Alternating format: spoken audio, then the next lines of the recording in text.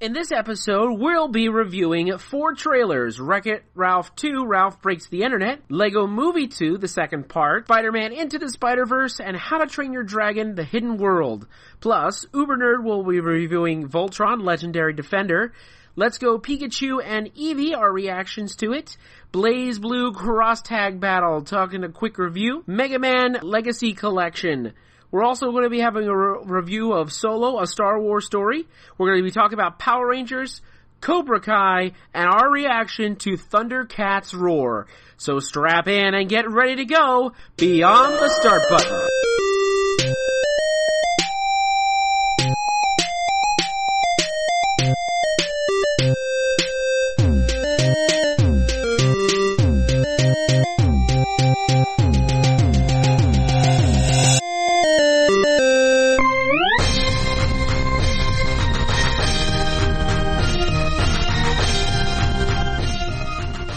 Arcaders, it's Joshua the Ubernerd here with another episode of the Beyond the Start Button podcast, the podcast where we talk about what we are passionate about each and every month. It's a monthly podcast, although we will admit we're very sorry that we kind of skipped May. May was kind of a busy month for all of us, so I apologize for that, but we are bringing this out today, and this podcast is actually going to be our season finale, so we're going to take about a 2 or 3 month hiatus. We'll come back after probably back in maybe September, and with some brand new episodes. So, stay tuned for that. But we may have some ideas, coming on the pike about that as well. So, but this podcast would not be complete without the, Keith to my Shiro. That's right. Shiro, that would be big time. Danny, the ultrasonic player. Yay! Woo! Yeah, it's good to be back. And hey, look, I mean, I'll admit, I do have a little bit of Keith's hairstyle, yes, bit, slightly. So all I need now is my jacket and a black T-shirt. There you go. And I'm good. And you have to be moody all the time. yeah. Well, I mean, I actually could do that. I actually could I could just basically be all like unapproachable, so I can make my face look like that. So there you go. But yeah, definitely. Hey, why not, right? Well, anyways, we're really excited to give you this brand new episode. We have a lot to talk about in this episode. So we just usually talk about what we're passionate about from the month. So if you're here listening to us for the first time, well, welcome. And I hope you guys enjoy it. So what we're going to talk about, we're going to cover just a few topics. First, we have 4 trailers that just released recently. This is being recorded on June the 9th, and just a few days ago we had a whole bunch of trailers, one after the other, come right on out, and we're going to talk about them real quick. After that, we're going to do a follow-up to a podcast that we did a few months back.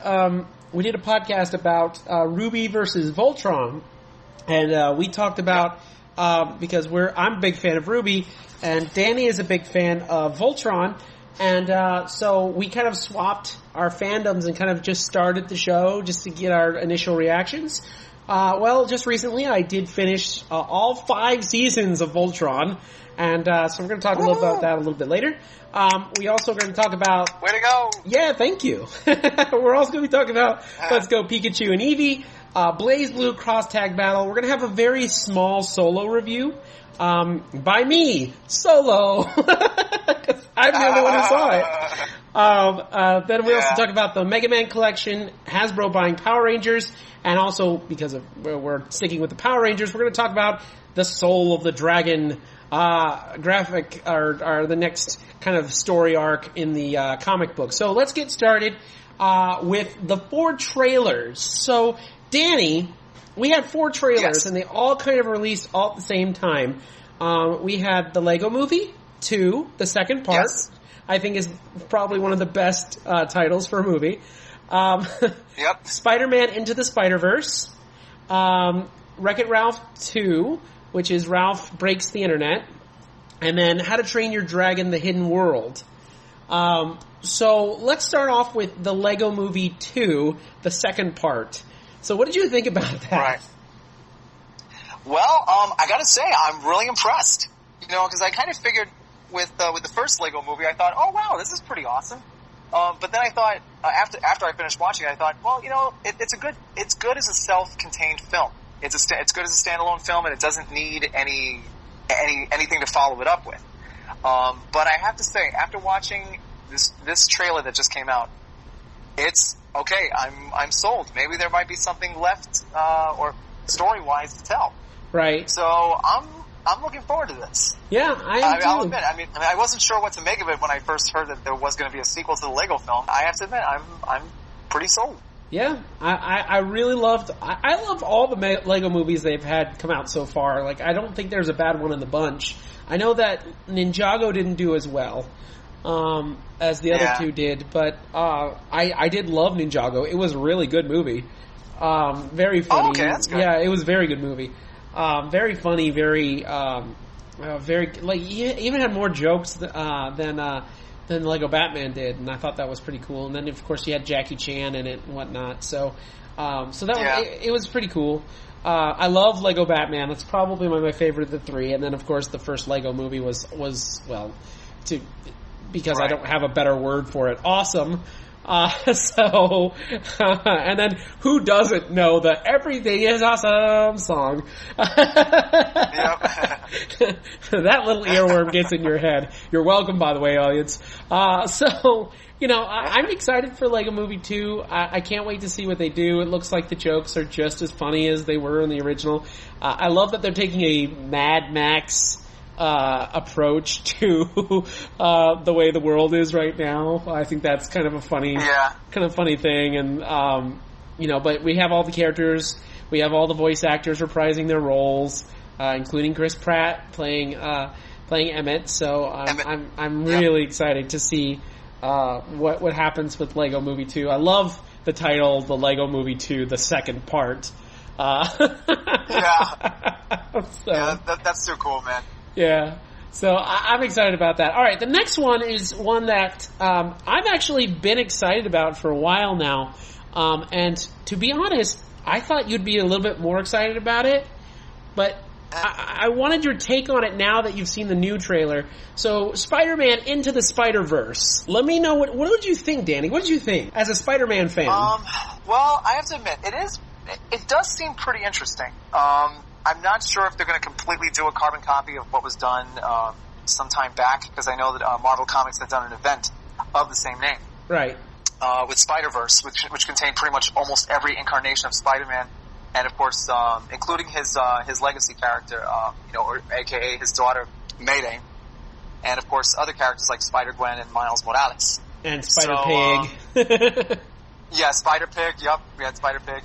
Even they even brought in Spider-Man from the '60s show. Wow. And even including, and I think even at one point, even our Sentai Spider-Man, or Spider-Man, at one point, complete with his giant Zord or mech Leopardon.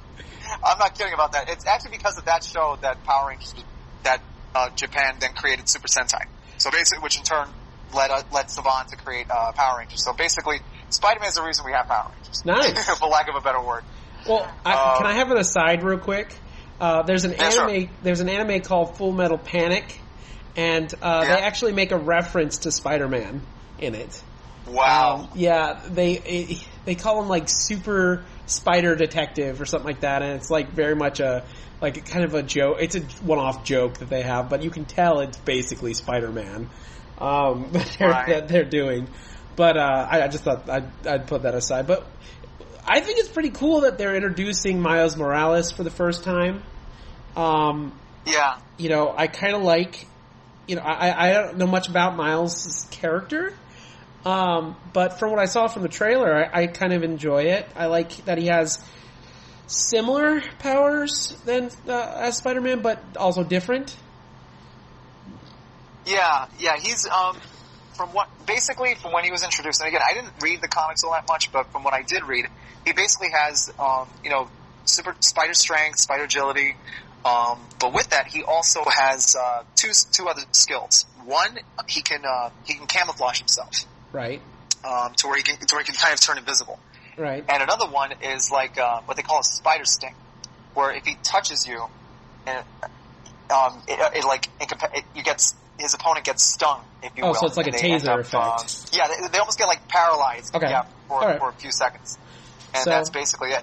So yeah, and then to see in the trailer, you kind of realize that Peter Parker kind of becomes the mentor figure to Miles, which I think is kind of cool because in the MCU, Spider-Man is being mentored by the mentee. Yeah, he's being mentored by Tony Stark, and in this movie he's the mentor, and I think that's kind of cool, kind of thing. But not only that, but we all got the shock of our lives during this trailer because not only is Miles Morales going to be joining this little party, but also Miss Spider-Gwen herself is going to be joining the party. Yeah, that was pretty interesting. Yeah. And, it's what I'm looking forward to. I mean, again, I'm still kind of on the fence because, again, I'm not the biggest fan of Miles Morales because I don't know. I mean, he's okay. I mean, don't get me wrong. He is an interesting character, but for me, my legacy characters from the Spider-Verse, again, and this is just my personal opinion. Right. But for me, it's always been Peter and Mary Jane's daughter, Mayday, a.k.a. Spider-Girl, and, of course, Spider-Man 2099, also known as Miguel O'Hara. Right. So that's my wheelhouse. Then again, I'm glad the character has definitely touched a nerve when he came on the scene. Mm-hmm. And I mean, granted, he's not a character that I personally care all that much for. I mean, I did try to read the books with Miles because. Now, first off, just for a little context, do you know exactly how Miles got introduced? I know he got introduced in Ultimate Spider-Man. They changed from Peter Parker. They killed off Peter Parker in Ultimate Spider-Man, and then they introduced Miles Morales, and now Miles Morales is in the classic Marvel universe now because the Ultimate universe is quote unquote destroyed. So, but Miles is now in the regular universe, and we have a whole bunch of Spider people now. We have Spider-Man, we have Miles Morales as Spider-Man, we have Spider-Gwen, and a couple other Spider characters. And then, of course, they got was it Renew Your Vows? That whole thing? You were talking about that. Yeah, because that's an ongoing, isn't it? That's still going, right? Yep, it is not. Yeah, and it's going, yeah. Okay. They've changed writers, but it is the same thing, and it's basically, it's like Spider-Man meets The Incredibles because you have Spidey, Mary Jane, who has her own costume and abilities, but and of course their daughter Annie, as in like ANNIE, and but yeah, it's that one's pretty cool. I actually just got finished reading another issue from them. And it's basically one with Peter and Mary Jane on a cruise while Annie is basically staying at the X-Men's mansion. Uh-huh. And she's hanging out with them. And and it turns out in this universe, Jean Grey and Logan actually hooked up. Really? Officially. Really? And they have a kid. And they have a kid of their own. And some people are kind of like some people are on the fence about it, but personally I don't have a problem with it, mainly because when you consider everything that Logan has gone through in the comics, and it can be in any interpretation, the guy's been through things. He's been through a lot of stuff. Right. Okay, he really has. And I like the idea that at least in one continuity, he's at least able to have some degree of genuine happiness. Right. With Jean Grey, and not only that, but considering the fact that all of his other quote unquote kids have either been cloned from him, or they were taken from their mom, or literally ripped out of their mom's womb. Particularly his son, Daken. It's spelled D-A-K-E-N. And of course X-23, his clone. I like the idea that he actually for once is able to have a kid with somebody that he does genuinely love, and the bad guys didn't try to take her from him, or do all kinds of, crazy stuff that like what happened to some of his other, kids. So I like that. I like that a lot. Awesome. But yeah, I really enjoy this. I think Spider-Verse looks really cool. I love the animation. It's very unique. And this is coming from a lot of, animated cartoons. It's very unique from anything I've seen.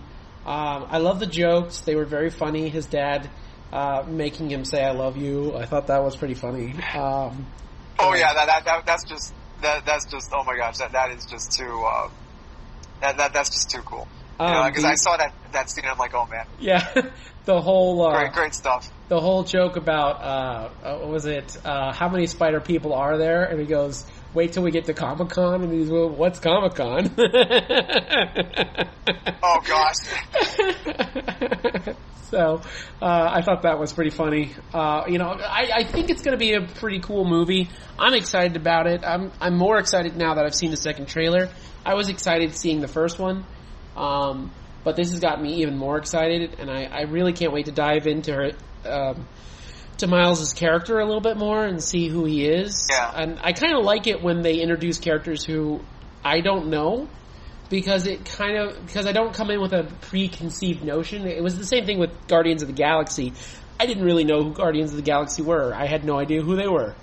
And I kind of enjoyed that because I didn't have any kind of expectations about the characters. I just kind of went in going, okay, let's see what these guys are, and that's the same thing I'm going in with Into the Spider Verse. Is I don't know anything about Miles Morales. I haven't read any of the comics with him in it. I know who he is, but that's about all I know. So I'm really kind of excited to see how this goes. So yeah, it's definitely one I'm going to be watching. Maybe we'll do a podcast about it.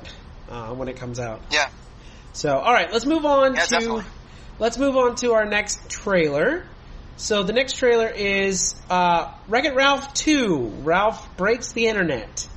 Yep. So, there's been some mixed reviews about this trailer. Some people are really excited.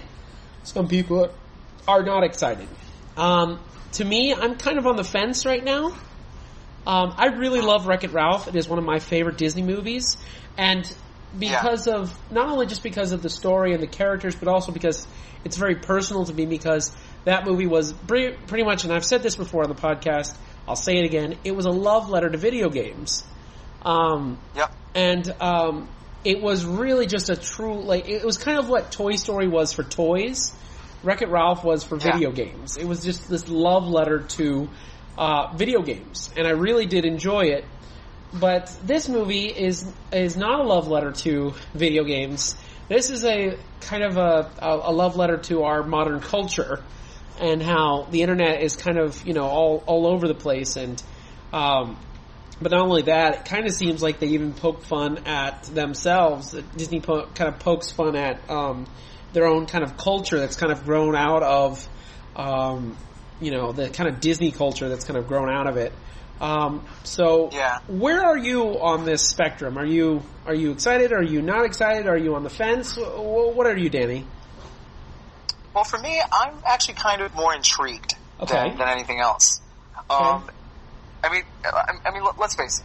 The first film, when that came out, I was just like, wow, this is actually a video game movie that isn't going to be awful. Right.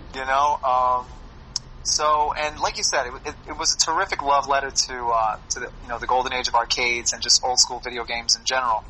Now for this one, like I said, I'm intrigued by it because I do like the idea of kind of taking the story forward in this way. Because after all, if Ralph, Vanellope, if their first adventure was basically learning to accept themselves and also kind of traveling around, or at least in their point of view, how their world is in comparison to how we see it. But now it's like, okay, now you have the internet, and so where exactly would Ralph and Vanellope figure into that kind of context? Like, how would they figure into, like, okay, here you have the internet, which is, all sorts of crazy things. And so it would be it's going to be interesting to see how they do it. Okay. And having seen the trailer, I do like the fact that, like you said, they do poke fun at each other, particularly in regards to, when Vanellope meets the princesses. Spoilers. that was pretty funny. Yeah, I agree. I agree. But I'm not sure exactly how they're going to do it, or put more specifically, put another way, I don't know how you can really craft a good, fun, epic story based on that. I mean, you kind of could, but don't you need like an antagonist for this sort of thing? I think so, but we don't really know the full story just yet. True. I also think that the Emoji Movie has kind of left a bad taste in people's mouths about having a movie that has to revolve around, our daily life on the internet. Yeah. So I think that's also because Wreck-It Ralph has come so close to that movie. I think a lot of people are still kind of, angry about that. So I think that's another reason why. But also because here was a love letter to video games, and now it's like, let's take video games completely out of it and do something completely different. And it's just like, why? It was such a great, love letter to video games, and now are we gonna get any more video game stuff? Who knows? I mean, but we'll see when the movie comes out. I'm still going to see it because I love the characters. I love Ralph. I love Vanellope. I love Fix-It Felix. They're all going to be in the movie. I can't wait to see the princess scene. I think that's hilarious. We saw stormtroopers. We saw, they even, apparently they're going to have, cameos with Marvel and even some Muppet stuff and, stuff like that. So we'll see. We'll see. Alright, so let's move on to our last trailer. So How to Train Your Dragon has been I feel it's one of DreamWorks' best movies. Do you agree with me? Yes. I mean, with this one, I really feel that they're stepping up their game. Which is saying a lot considering how good How to Train Your Dragon 2 was. Oh, yeah. How to Train Your Dragon 2 was phenomenal. Like, it was definitely, out of the two, like, I have never seen a movie, a sequel, like, not only just capture the fun of the first one, but up the game, and also make you cry. That is true. By the end of it. When they announced How to Train Your Dragon 3, which is How to Train Your Dragon The Hidden World, I'm kind of excited to see where they go with this. Because I haven't been following the animated series or any of that stuff. I've just been watching the movies. So I can't wait to see what they do with the characters. I think it's pretty funny that we have a female Light Fury. I think that's pretty cool. That one looks pretty interesting. I love the little what do you call it? Mating dance that he does. Yes. That I was like, oh man. It reminded me a lot of when Ash's Butterfree. Oh yeah. Try to do the courtship dance, and of course, granted, nothing was happening. So that was pretty fun. Yeah. But yeah, I know what you mean. Yeah, I'm really excited about this movie too, and if it ups the stakes, then I'm good with that. Is this going to be it seems like it's going to be the conclusion of this franchise, at least in movie form. So I think that's pretty cool. I love dragons, so anything with dragons in it, I'm on it. For the most part, I'm pretty much I'm behind. Yeah, so, I hear you. I was one of the very few people who liked Dragonheart. Mainly because it had a dragon in it. That was pretty much my whole. I also liked Aragon. I thought that was Aragon was pretty good too. There were a lot of good concepts in that film. Right. It just didn't hit as well. Sadly. No. Yeah, but definitely not. Anyways, I think it's going to be a great film. Anything else you want to add about dragons? Nope. Just looking forward to seeing what they how they pull this story off. Cool. And if this is going to be the conclusion to the whole thing. Right. All right. So let's move on to another DreamWorks property. That would be Voltron, the Legendary Defender. As I said earlier, as I said earlier in the podcast, we did a podcast a few months back where we kind of swapped our fandoms for a day and kind of just like reviewed each other's shows. So Danny watched Ruby, and I watched Voltron. I watched the first 3 episodes. He watched the first half of Volume 1. which I'm hoping he catches up because we're on volume 5 now. So, so we watched it. We kind of gave our first impressions, and I said that whenever we get an update, I figured we'd update it. So I have just recently watched all 5 seasons of Voltron. And I'm glad to talk about it because I really think it's a really good show. I can say that the animation is phenomenal. The fight choreography is top notch. The characters are really good. There's not a character I don't like. Even the ancillary characters are really kind of neat. The villains are definitely villainous, but also multi-layered. They did a lot of things I didn't expect, and I like it. I won't give away any spoilers for those of you who are on the fence about watching the show. If you like mech animes like Gundam, stuff like that, or even Power Rangers, I highly suggest Voltron. It's really good. The characters are really, really interesting, and it's just an all-around really good show. So, all right, you have some questions for me, Danny? Yes. What do you think from having seen all 5 seasons? Okay. What are your thoughts on how our main 5 characters, how our main 6 characters have evolved over the course of all these seasons? And by the 6, I mean Shiro, Keith, Lance, Pidge, Hunk, and Allura.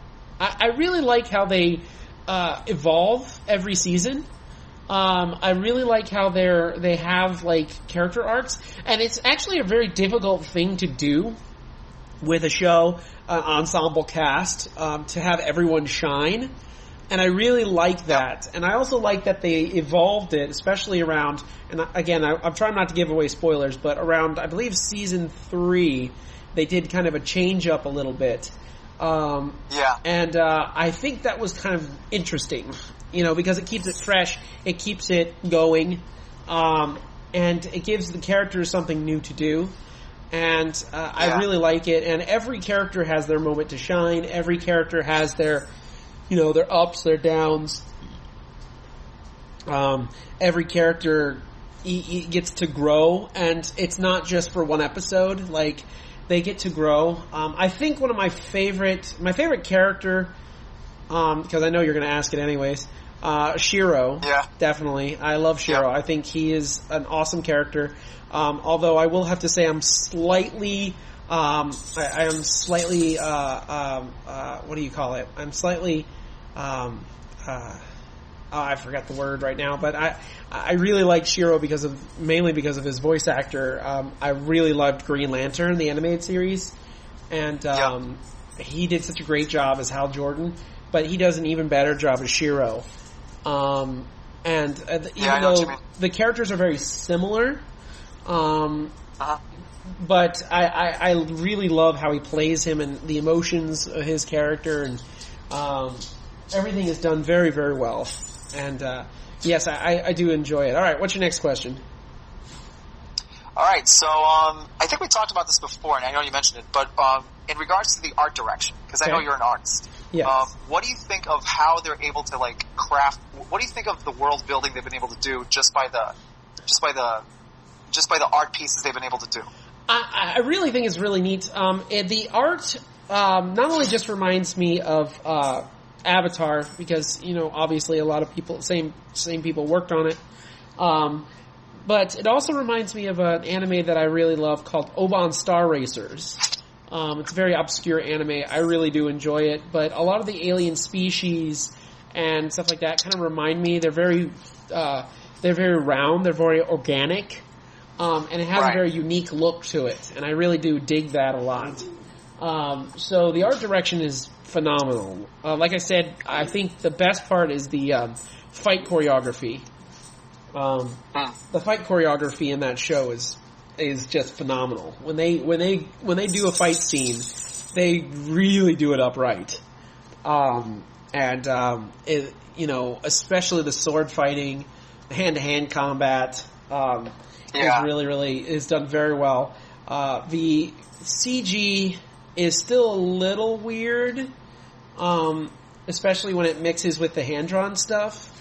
But it's very, it's as the seasons progress, it's getting less and less noticeable. So that's good.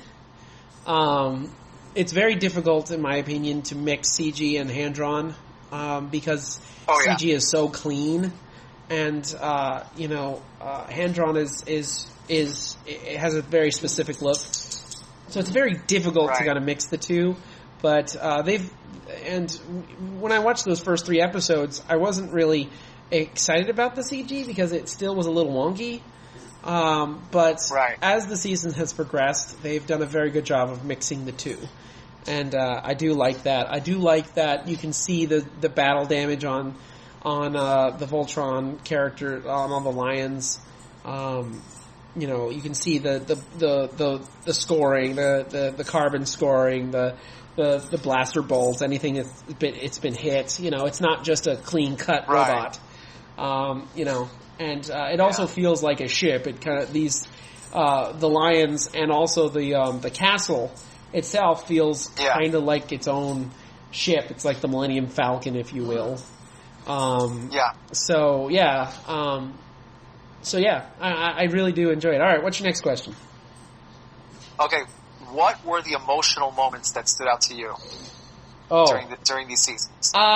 If it's even possible to even narrow it down, because I know there's so many. Right. Even though I really like Shiro, I really think the most emotional storyline is Pidge. Yes. I really, really love that storyline for Pidge. I really like, and sorry for giving away a spoiler, but I really like her character.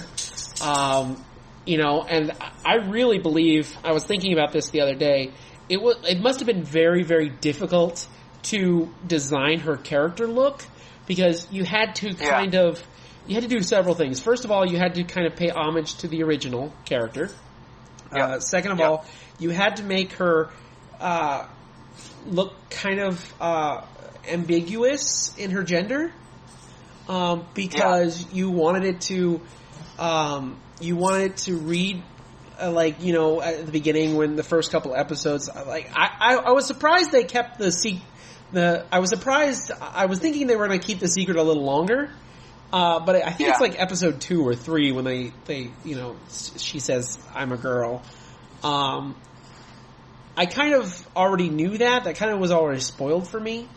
But it was kind of interesting to see, like, her character, and like I said before, her design had to be really difficult because, you had to also make her read as a guy at first, and then when you said she's a girl, you can see her as a girl. I think they did a great job of designing her. I really do. I really do like her character arc throughout the series. They do a great job with her. I love that character as well. Like I said, I think that's probably the most emotional, in my opinion, that's the most emotional story so far. I think that Princess Allura does have her moments. I think in the later seasons, it's more, but in the first couple of seasons, she's just kind of there, and the only really emotion you get out of her is mainly at the beginning. And then after that, they kind of just go with the other characters for a while and then come back to her later on. I love the villains. They did a great job with the villains, and when you find out things about specific villains, you're gonna like, what? I remember finding out one little moment, and again, I'm not going to spoil it. I remember finding out one moment about a specific character, and she, I just thought she was just going to be this ancillary, yes, sire kind of character, and then she turned out to be much, much more. And she's voiced by Cree Summer, which is awesome. I like Cree Summer. Yep. She's a great voice actress, and she's been a voice actress in many different shows that I have watched over the years. I think she does a really good job as a villain, as a villainess. I think she really nails that a lot. So any other questions you got for me? Nope, I'm good. Okay, cool. Alright, so that's my review of Voltron Legendary Defender. You can see that on Netflix. It's an exclusive Netflix show. I'm hoping it comes out on DVD. I really want it. I really want to see more.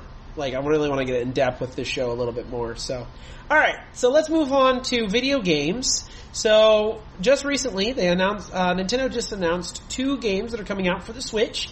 Pokemon games. Pokemon Let's Go Pikachu and Let's Go Evee. So, this was a surprise because we didn't know this was coming. At first, everyone thought it was going to be the next generation of Pokemon, but Nintendo has, the Pokemon Company has specifically said that this is not Generation 8 at all. I feel that this is more of an experiment to see what they could do. And I also like that it's kind of a mix between Pokemon Go and the traditional Pokemon games. Now, according to what Nintendo said, this game is going to be very highly based off of the Pokemon Yellow version. And it's going to take place in Kanto. You're going to be able to, depending on the version you get, depends on which Pokemon you get. So if you get Let's Go Pikachu, obviously you get Pikachu, and then Evee. I think I'm going to get Evee, just because I would love to get an Espeon if he's able to evolve into Espeon.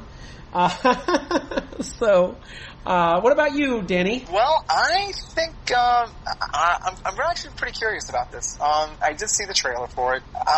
Still kind of on the fence. Okay. But if I do get it, it'll probably be the Pikachu one because again, I'm just partial towards that character. Okay. So. What do you think about the fact that it's going to be able to connect with Pokemon Go? You'll be able to actually bring your Pokemon from Pokemon Go to this game. Well, for one thing, I think it's going to be a whole other. It's definitely going to give a reason for people to download the app, right? And not to mention the fact that it's going to be if for folks who already have like a large collection of Pokemon. Well, it's not even really much question. They're just going to be having all sorts of fun with it. Okay. What do you think about the co-op thing? I think that's pretty cool.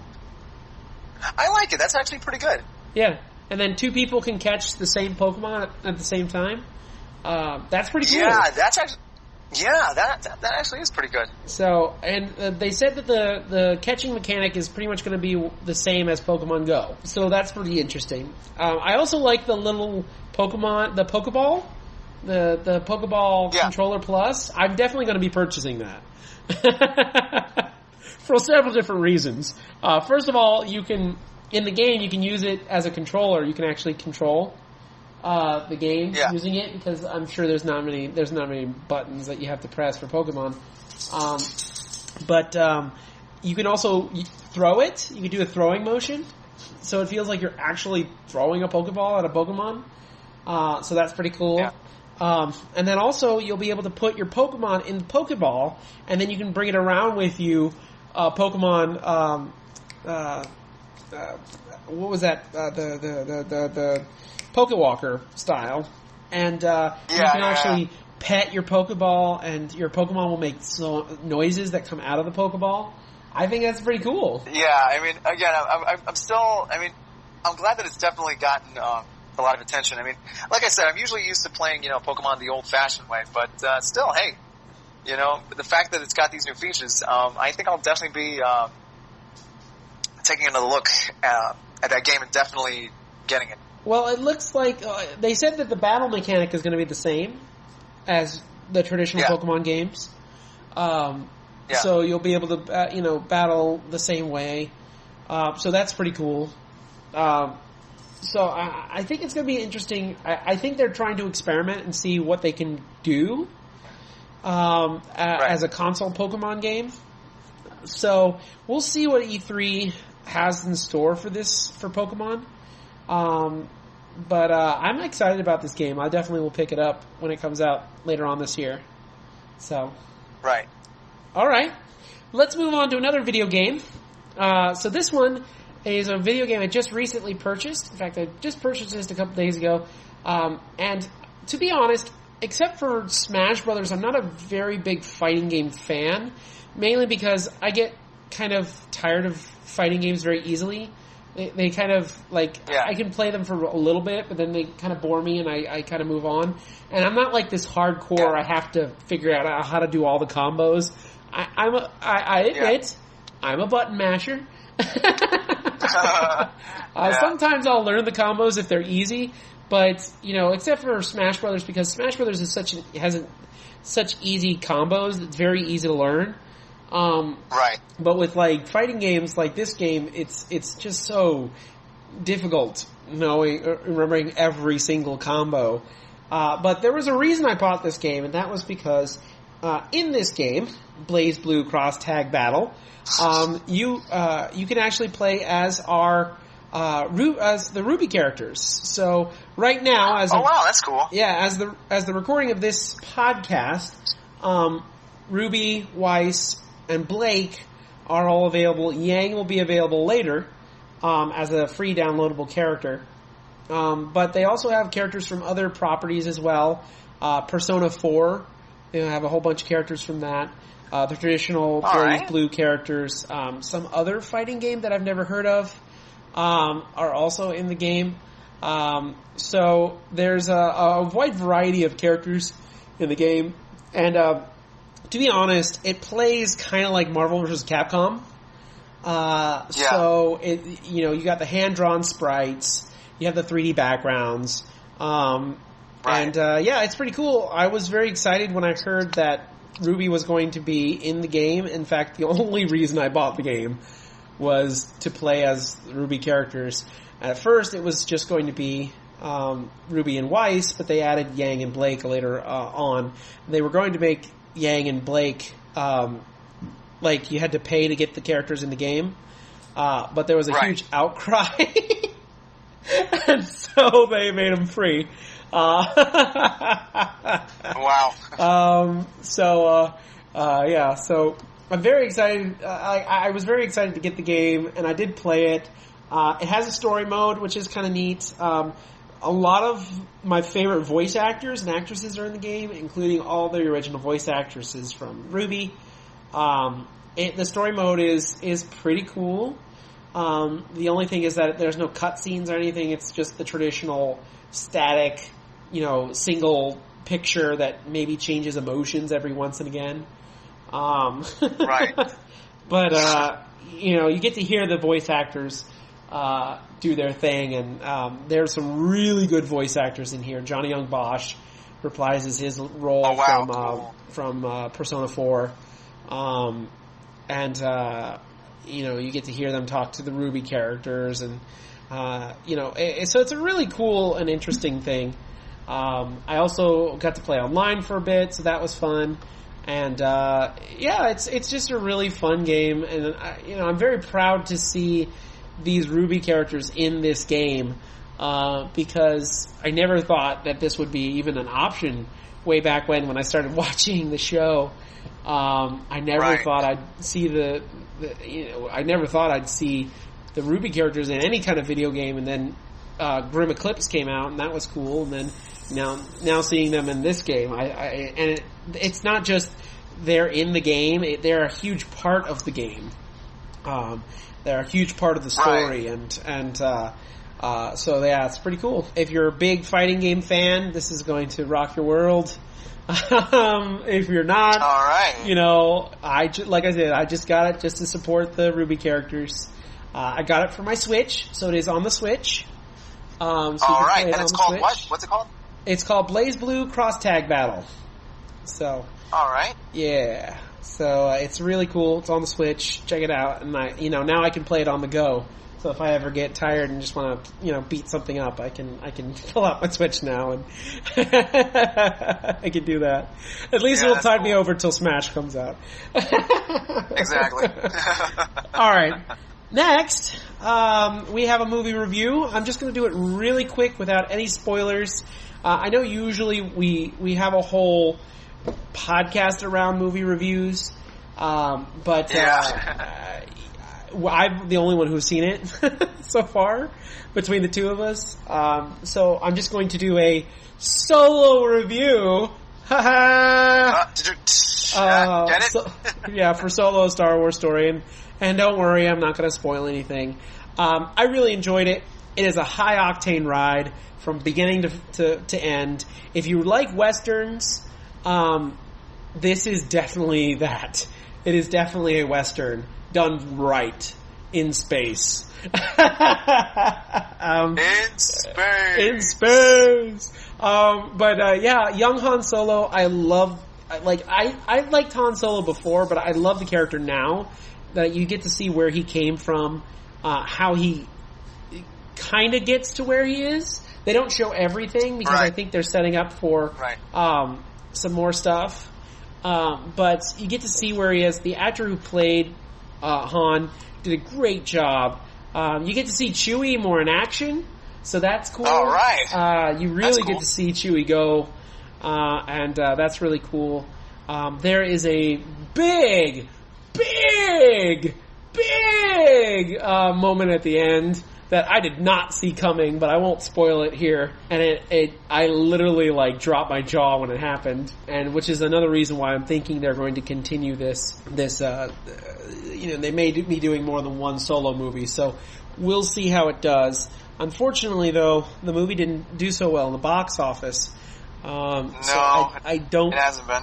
I don't know what's going to happen. I'm hoping that they continue, even though it didn't do so well. I think mainly because it came out so much. There was no breathing room between Last Jedi and Solo. Yeah, I don't. Yeah, they should have waited a few months more. In my opinion. We got used to the whole December release thing, and I know that they kind of wanted to release this in May because it's the 40th anniversary of the original Star Wars. Oh yeah, that's right. So I think that was the reason. The problem was it was sandwiched between so many good movies. You got Avengers, Deadpool 2, a whole bunch of movies. I think that it was just the timing and the fact that it just didn't seem like they marketed this as much as Last Jedi was.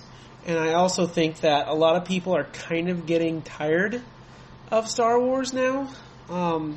Because they've been coming out every year. I think people are getting burnt out about it. And I was afraid of this. But it is a good movie. It is a really, really good movie. I very much enjoyed it. They did a great job. Regardless of the problems that it had previous, to the director shakeup and all this other stuff, it is a good movie. So I highly suggest it. Please go see it, because Solo is really, really good. All right, now, Danny, these last couple topics are all yours. So I'm going to let you have it. So let's start off with the Mega Man collection. Oh my gosh, where do I begin? So, as most people already know by now, Capcom has released another compilation of their basically their mascot, Mega Man himself. But this time they released not just one part of the not just one part of his classic games collection, but rather the entire thing. Or in other words, so basically, you now can basically purchase the hard copy of the Mega Man Legacy Collection, aka Mega Man 1 through 6, and then with that, it also contains a code that allows you to download the digital copy of the latter, basically Mega Man, I believe Mega Man 7 through 10. And what's great about it is that it's not just a bare bones compilation. No, this one's pretty much got all the classic games as well as concept art, official concept art, as well as actual images of the different packagings and marketing things that that Capcom had done for all of their games. Including the famous or infamous box art of the original Mega Man 1 game when it came out here for the US of A. To say the least. And there's an interesting story behind the first box art for the American release of Mega Man 1. And it was that basically the story goes, now again, I could be wrong about this, but this is what I had heard, mainly from watching a G4 episode. That's right, back when G4 did video games and so forth. G4. Yeah, I know. But basically the episode talks about how when Capcom USA was preparing to bring Mega Man over here stateside, basically the president of Capcom USA said to his marketing guy, hey, we need a cover done tomorrow. So basically the marketing guy went out and got a friend of his to do it in like 6 hours. Or so the story goes. So that's why the box art here in the US was not exactly, it's not exactly what you think of when you think of Mega Man. Right. You know what I mean? But again, nobody knew that it was going to become what it became. And of course, by the time we get to Mega Man, go ahead. Back in those days too, I mean, a lot of people did like that cover. So, including the founder of our website, Mr. Raygun, really did enjoy it too. In fact, let's cut to we did another one. Let's cut to Ray talking a little bit about it, because I know that he would definitely like to join in on this conversation. I'm gonna interject just a second. Okay. Here we go. That brand new. Okay. That box art sold me. Really? It did? Oh my gosh. You gotta remember, I bought my NES, it was one of the first ones that came out in New York, when they first released, before the mass release of 86. So one of the first games I bought was that.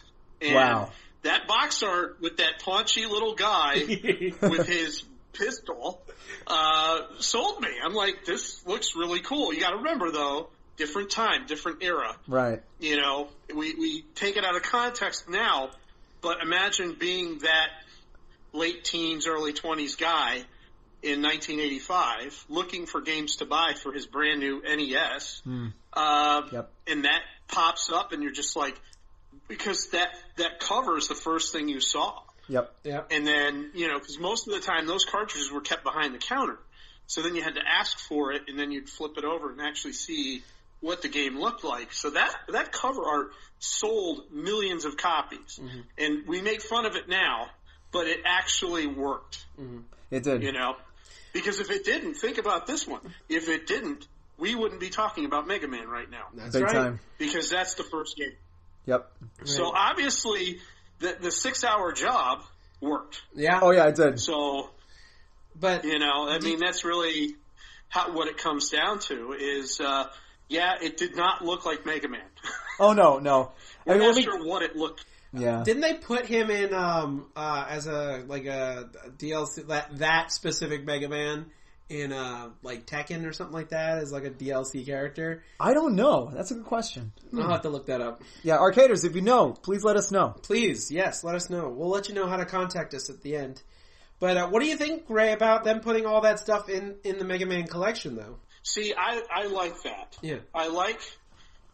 Well, you know me. I mean, you've seen my game room when I had it put together. Mm-hmm. I love nostalgia. So anything I can get from my past is massive. Yeah. So for me, having that box art, and if I'm able to hang it up or frame it or whatever, I'm all over it. So to me, that's huge. So I mean, again, it's an interesting story, but my gosh, just the number of things you can find on this compilation alone, it's definitely a must-have, especially if you were a Mega Man fan back during the NES days, and even if you weren't, and if you were curious about where did Mega Man come from and just what he's all about, well, this is the best way to do it. And you really get a chance to see as you play through all of the games, how he progresses as a character, how the gameplay progresses, and how the bosses improve and the level design, and which is very simplistic. But again, back then it really was unlike anything that had been done before. I mean, it obviously followed the Mario formula in regards to platforming, but it made it its own with shooting enemy robots and so forth. And the whole paper rock scissors format, I mean, again, which still persists even to this day, it's just a great thing. I mean, Grant, in keeping with most NES games of the day, more often than not, your character died a lot because, if even so much as falling into the spikes, you're pretty much done and you got to start over. And nowhere was this difficulty made more clear than in Mega Man 2.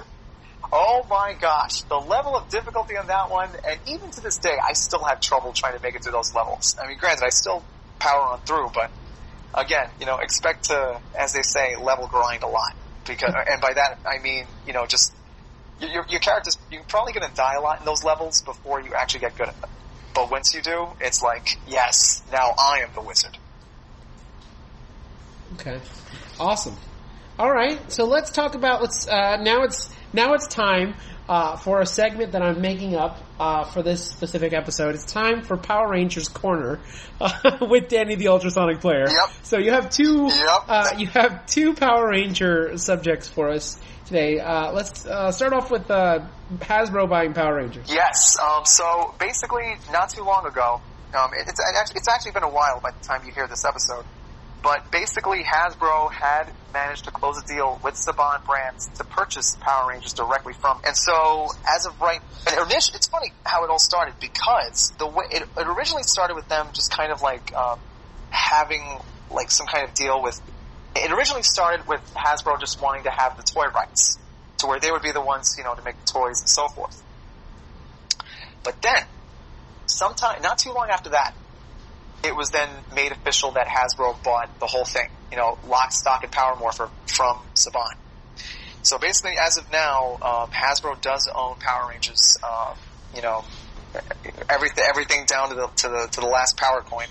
The thing is, though, it's interesting how the transition has been done, because right now Saban Brands still controls Power Rangers, so it's not going to be until next year that the change is going to take official effect.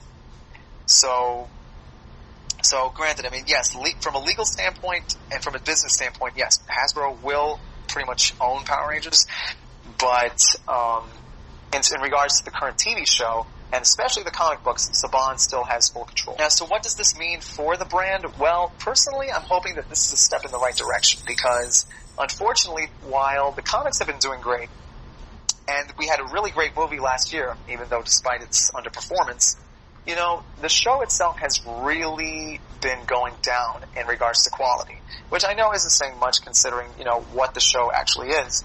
But the fact of the matter is that we thought that when Saban bought Power Rangers back from Disney, we thought that things were going to get a little bit better. I mean, granted, because the Disney seasons, for the most part, not all of them were excellent. I mean, there were definitely some notable seasons, particularly Dino Thunder being one of them, because after all, we brought Tommy back, but only this time him as a teacher and the mentor. And on top of that, we even had, just before Saban bought Power Rangers back from Disney, we had pretty much the most critically praised season of all in RPM, which I've actually been watching through myself as of this recording. And I gotta tell you, this season is everything that fans have been saying. It is everything that fans have wanted from PR for the longest time. And it is still, I still highly recommend that season alone, simply because of the fact that you have an ongoing narrative that's very organic. There's nothing cheesy about it. And on top of that, you have legit character developments that stick all the way through from start to finish. And, as a fan, and just as a guy who likes to watch good TV shows, you can't ask for anything more than that. The quality is there, and it's definitely, and the ending, from what I understand, I haven't gotten there yet, but the ending is definitely an epic one, and one that really leaves it on a high note. And even then, you're left with a sense that not everything gets fully resolved, but it's still left on a high note nevertheless. So as to what does this mean for Power Rangers under Hasbro's belt? Well, I can only hope that the toys that they release, once they start exercising their control, I hope that this means we'll have quality toys and hopefully a better quality show.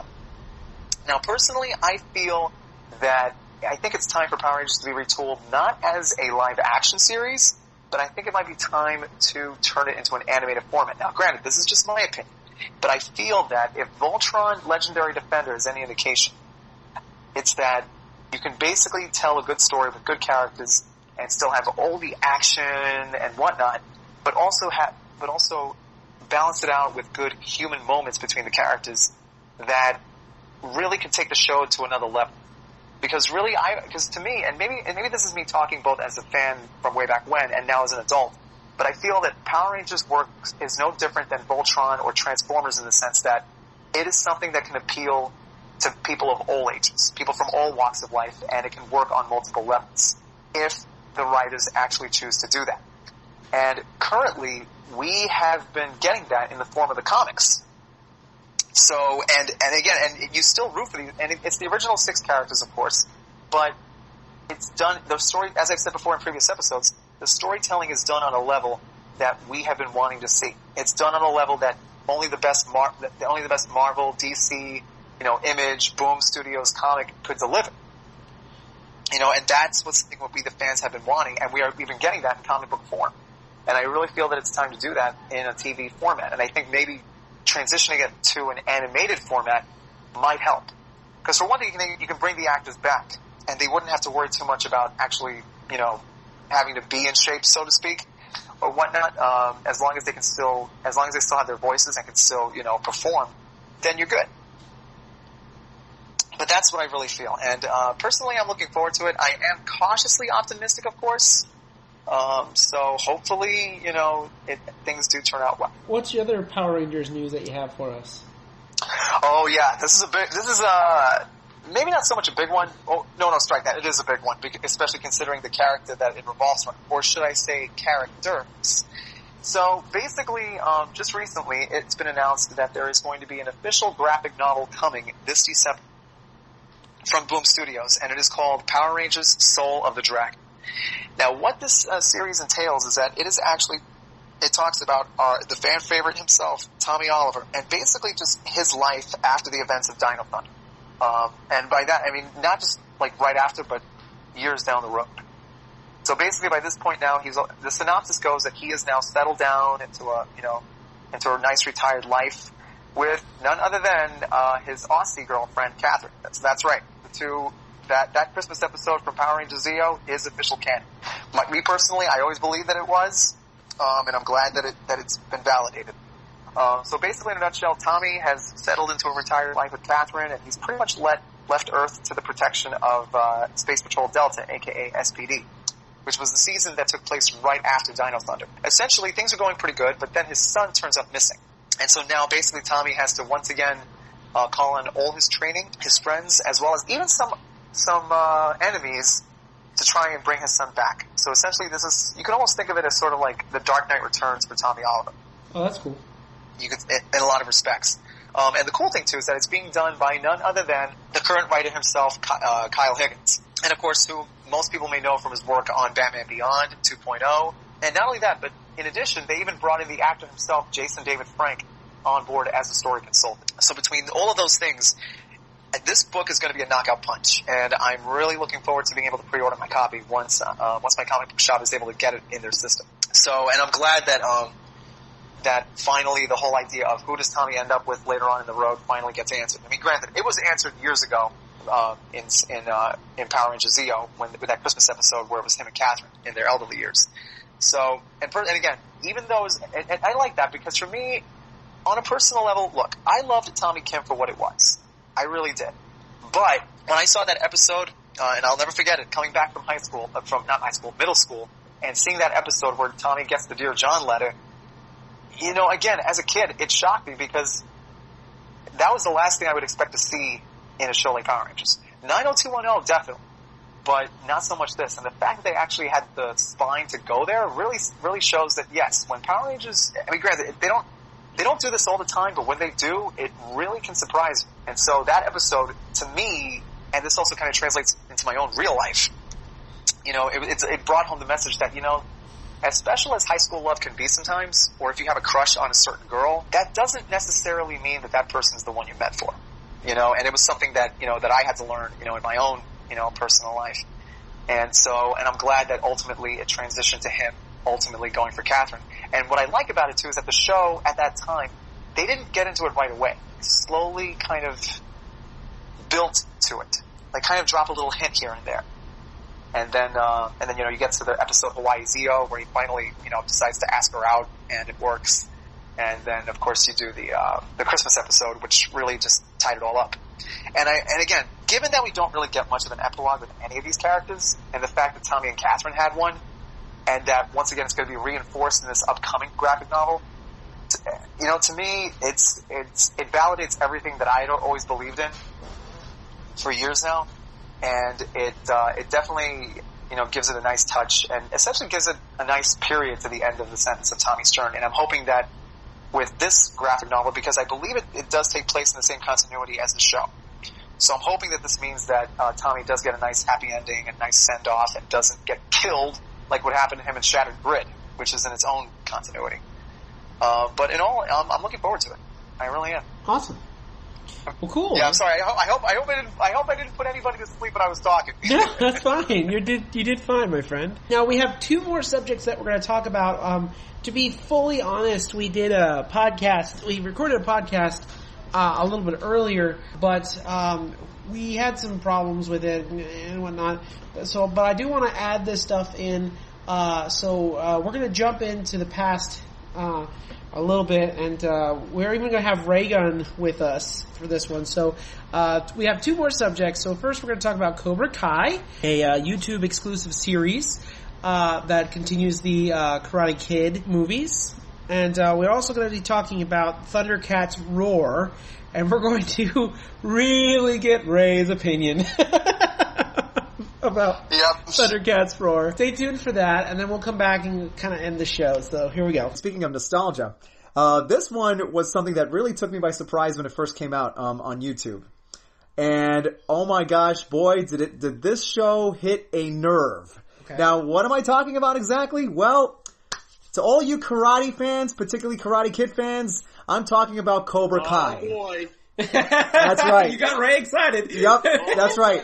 Now, if you could think of I watched every episode. Yeah, if you could think of any other show that truly is able to capture not just the nostalgia, but at the same token take the characters in a more much later on down the road, and yet contemporize it in such a way to where everybody, from us old school guys and gals who saw the films way back when, namely the first 2 Karate Kid films, and and I think there was a cartoon, though I never got a chance to watch it. I think they did do a cartoon. Yeah, 1989 it came out. Yeah, but those first 2 movies, and I mean, never mind the fact that the main hero of those films, his first name is the same as my first name, and kind of looks like me too.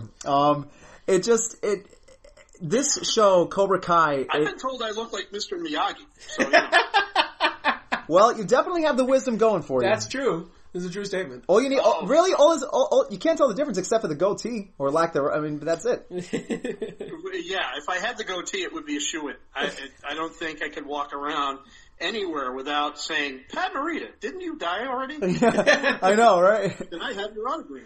I mean, it would be mind-boggling. Yeah, but for those of you who haven't already seen it, and honestly, I don't know why anybody has not seen this show, even if only the first 2 episodes. I haven't seen it. No, it's okay. It's all right. Well, the first two episodes are free on YouTube. What? Josh, what you got to do is get YouTube Red for free for 1 month. Okay. Watch the series and cancel it. Oh, there cool. you go. All right, there you go. That's a life hack, ladies and gentlemen. It's worth it. What's shocking is that YouTube did it, or YouTube released it. I know, because what I love about it is the story arc following Johnny more than Danny. Yeah. And seeing this man who one moment in his life changed everything, and what happens after it, and you actually root for him for quite a while. I mean, it sounds like a really cool. I mean, Karate Kid was really big when I was younger. A lot of kids really wanted to do karate and martial arts just because of that movie. And of course, who can forget the now famous lines like "wax on, wax off," right, right. Which has been parodied in many movies. Since. But yeah, that's pretty cool. I'll definitely have to check that one out when it comes out. When I see it, I'll let you guys know. Go ahead. My personal wish list is that they release this like they did with Stranger Things. Oh, a yeah. box set that looked like an old VCS box. I would flip for that. I would be like, that is awesome. You're not alone. It's that good. I mean, it just defied any expectation. Nobody thought this was going to be as good as it was. Mm-hmm. And it hit such a home run. And so many people my age look at it and they reminisce, but there's such a great story on top of the reminiscing, just like Danny said. I think it's an amazing show. So awesome. Definitely see it. So anyways, let's talk about the elephant that's on the internet right now. Yep. And not elephant, actually cat person. Thundercats Roar. Oh boy, here we go. So, I really feel, this is my personal opinion and not anyone else's opinion, or reflects anyone else's opinion, this show is getting flack because it's doing the exact same thing that Teen Titans Go did to the original Teen Titans thing. Be it, you take a serious action show, for the most part, serious action show, and then you make a silly, very silly, over-the-top silly cartoon show with the same characters, just their designs are very cartoony, very, very, almost like 60s-esque, like, School of Rock. I'm going to jump in. The style is actually called Cal Arts style. Yes, I heard about that. Yep. Yeah. It's because Cal Arts has been teaching that style for years. And that's just the tip of the iceberg, or the tip of the big loaded pile of cat poop litter pan that show is. Yeah. I'm sorry, I'm not negative. I'm not bitter. Okay? Oh, see, when I was a kid, I did watch it, but I don't remember much about it. So, to me, it was kind of like, okay. I know one of the biggest complaints is that they did a reboot of Thundercats back in, I believe, 2011 it was. Yes, they did. And that show was very much the same spirit of the original. The animation team was phenomenal. I've seen a few of the episodes. They were phenomenal. The voice cast was great. The original Lion-O got to play Lion-O's dad this time around. Yeah. But because of, there are conflicting problems with how this was canceled. One being it was canceled for the same reason that Young Justice was, because it wasn't selling toys. Another one being that Cartoon Network just didn't know what to do with it. They tried to put it in the kids slot and it didn't work. They tried to put it in the Adult Swim lot. It didn't work. They just couldn't figure out what to do with it. And, that's another thing that's fueled the fire for this Thundercats backlash. Okay, Ray, we've got our bunkers ready. Go ahead. Yep. Okay. I'm going to make this short and sweet because I'm going to have to go soon. Okay. I.e., I'm married. Okay. So, things have to be done before my wife. Anyway, this is what I'm going to say about it. I've really thought long and hard about this scenario. And it's very similar to everything else that's a reboot. Mm. It's not my version. Mm. Okay? It didn't ruin my childhood. It didn't, alter what I've watched. I can still watch my show. That's not the problem I have with this. The problem I have is the lack of originality or any imagination, for that matter, from anybody making shows like this. Now, I know you're not a fan of Rick and Morty. Okay? But Rick and Morty, for all its faults, is an original concept. It has its story arc and it's very well written. The same thing with another show that I like called Uncle Grandpa. Same idea. It has its own story. Whatever it may be that week. Fantastic. When we have shows like this, it shows a lack of wanting to try anything new from the network. But more importantly in this scenario, because I don't think it's totally the network's fault at this point. And if you had watched the video of Monsignor Man Bun, because that's what I'm going to call him, because man buns suck. Let that negative emails flow, man. Yeah. But here's the thing. There was a video on Facebook right now that you can watch. The creator of this Thundercats Roar posted about, and there was one comment within his talking until my ears were bleeding and I had to turn it off. Was his brother watched the show and enjoyed it. He was much younger, and he didn't see it until he was a little older. And he sort of took bits and pieces he liked and made this.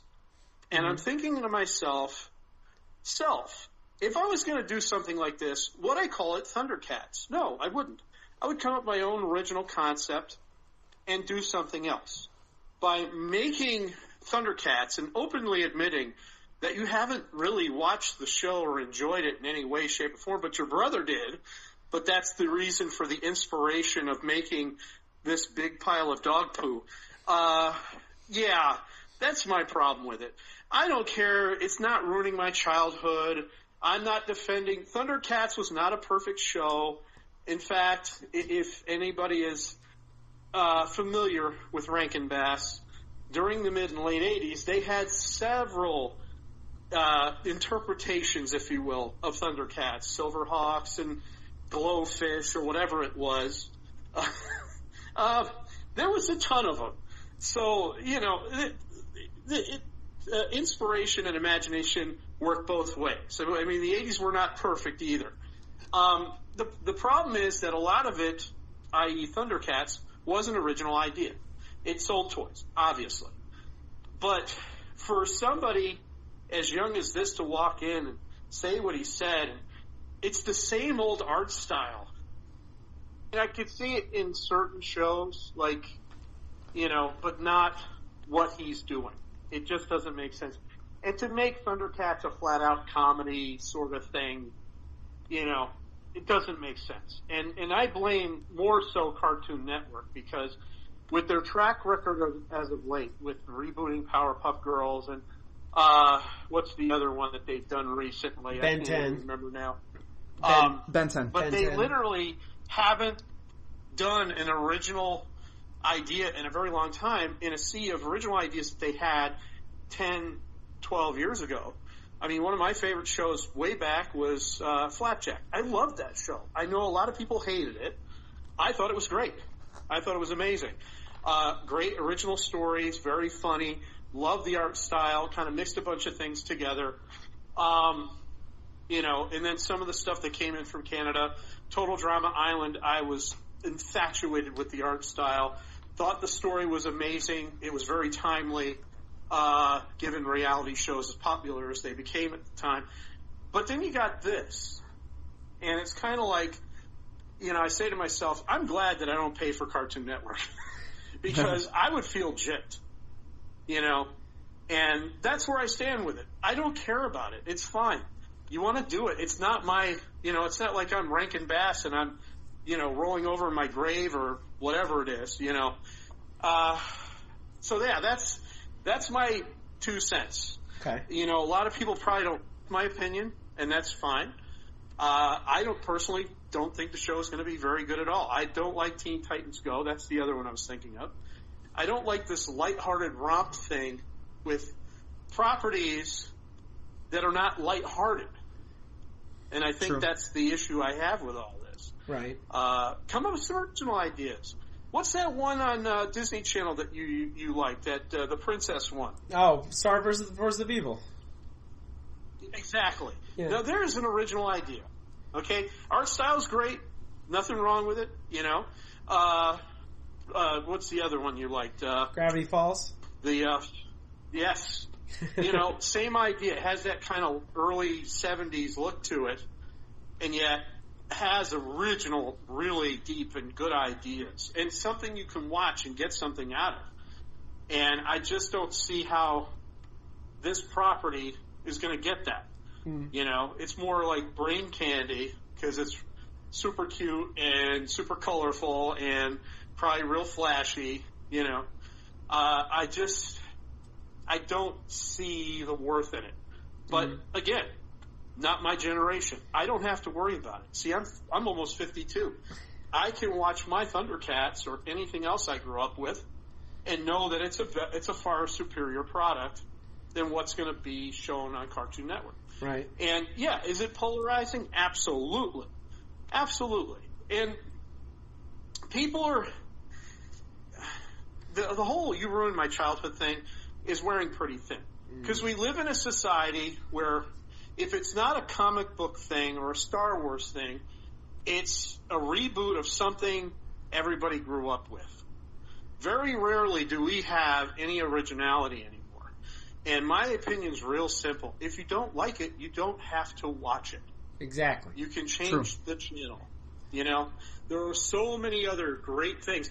Like, I rarely watch television. Most of the things I watch, like Cobra Kai, Stranger Things, a lot of the shows I watch, Westworld. Even like shows I'll watch. Even shows like Danny likes, like Voltron. You know, that was good. I mean, they're even coming with a new She-Ra cartoon on Netflix. Yeah, I saw that too.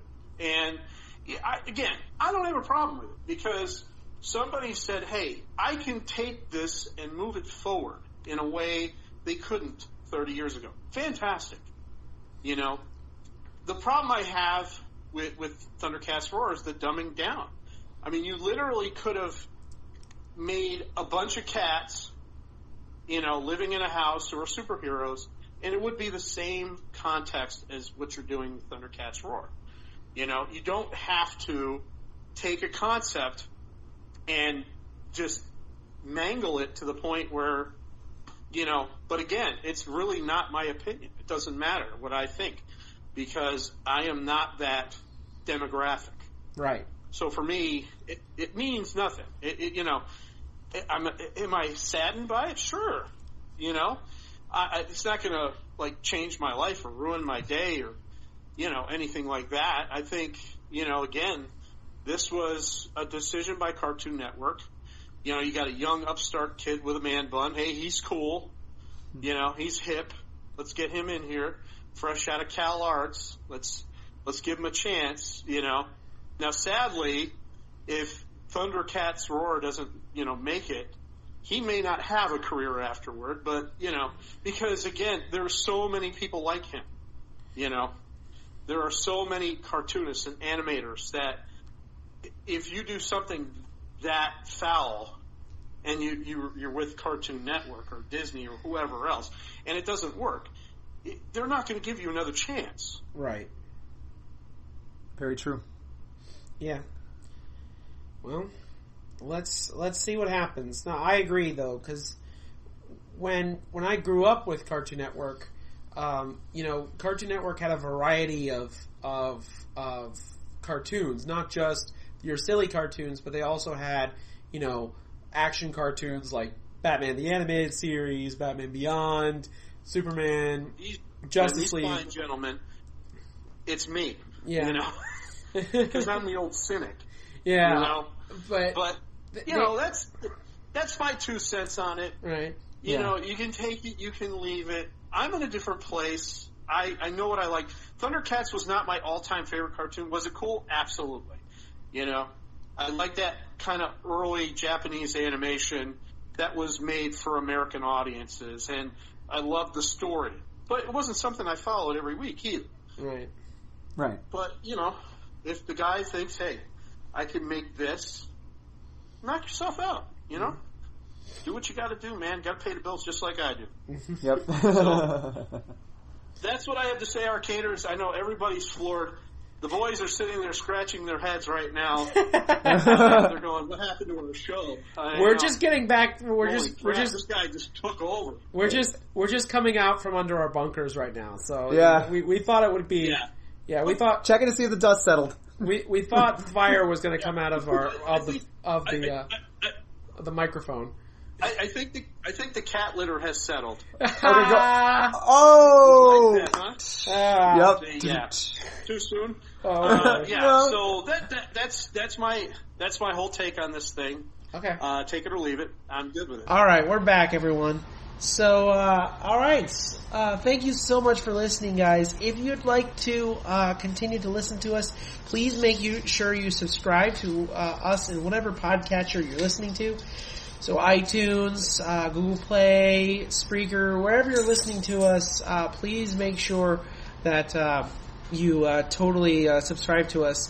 If you're listening to us on YouTube, make sure you subscribe to the channel, like the video, maybe even share it with your friends. Let everyone know that we exist. Yes. Don't forget, if you're listening to us on either of these things, you want to comment. If you're listening to us on Facebook, if you're listening to us on YouTube, feel free to comment in the comment section below. If you're listening to us on the website, thearcadearchives.com, again, that's thearcadearchives.com, you can also comment there as well. We are also on the internet. You can find us at facebook.com/arcade1981, and that's facebook.com/arcade1981. You can also find us on Instagram at the Arcade Archives Network. Again, that's the Arcade Archives Network. And on Twitter at Arcade A Network. Again, that's Arcade A Network. And then, of course, if you'd like to talk to us personally, you can find me on both Twitter and Instagram at Ubernerd527. That's UBERNERD 527 at both Twitter and Instagram. And don't forget, I also have a comic book that's selling right now. So if you'd like to purchase that comic, The Blue Flame Legends, you can go to indieplanet.com. Again, that's indieplanet.com. And you can find the comic on there. And it's a really good... you guys really check it out. The second printing just came out. It has a brand new cover and everything. And I'm really hoping to see you guys soon. As the recording of this podcast, we're going to be having a Creators Day at a local comic book store, Crumbs World. And very excited to hopefully see you guys out there. But yeah, that's me. Danny, where can they find you? Well, you can find me on fanfiction.net under the pen name Ultrasonic. I write stories there. And, of course, you can find me on the actual website where under the same pen name where I contribute articles and so forth. And of course, you can find me on Twitter under the handle at UltraSNCPLYR9.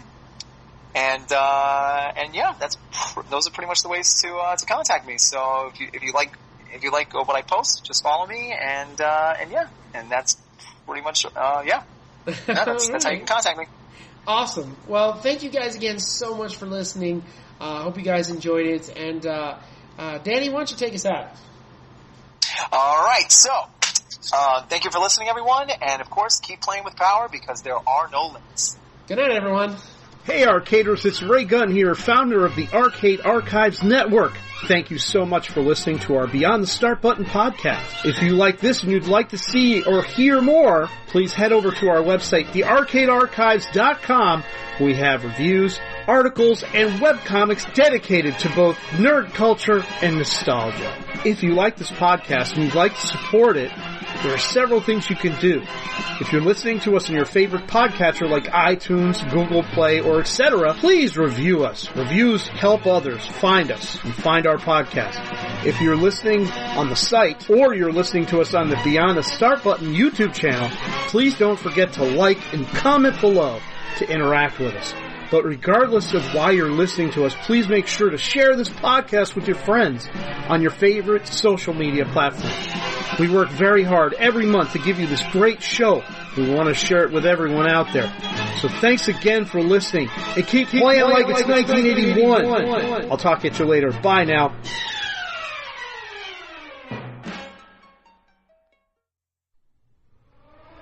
Attention! Attention! The rebellion has begun. Repeat, the rebellion has begun. This is a rebellion production and is part of the Arcade Archives Network. That